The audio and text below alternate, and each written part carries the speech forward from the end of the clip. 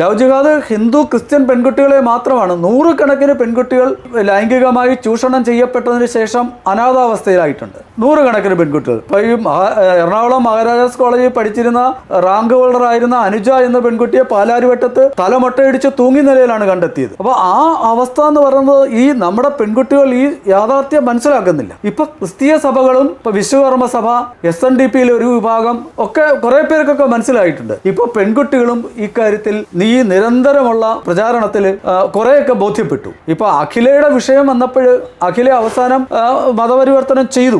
ആ മതപരിവർത്തനം ചെയ്ത അഖിലയുടെ അച്ഛൻ ജനൻജീവിയുടെ ചർച്ചയിൽ വന്ന് അന്ന് നമ്മളോട് പരസ്യമായിട്ട് പറഞ്ഞതാണ്, കമ്മ്യൂണിസ്റ്റുകാരനായ ഞാൻ എൻ്റെ മകളെ നമ്മുടെ സംസ്കാരം പഠിപ്പിക്കുന്നത് പരാജയപ്പെട്ടതാണ് ഏറ്റവും വലിയ പ്രശ്നമെന്ന് പറഞ്ഞു. ഇപ്പോ മതപരിവർത്തനം ചെയ്ത ആ പെൺകുട്ടി അവളുടെ അമ്മ മരിക്കുന്ന സമയത്ത് ഇസ്ലാം അല്ല എന്നതുകൊണ്ട്, തൻ്റെ മതവിശ്വാസത്തിലല്ല എന്നതുകൊണ്ട് മാത്രം മരണക്കിടക്കയിൽ ആ മകളെ ഒന്ന് കാണണമെന്ന് ആവശ്യപ്പെട്ടിട്ട് കാണാതെ പോയി.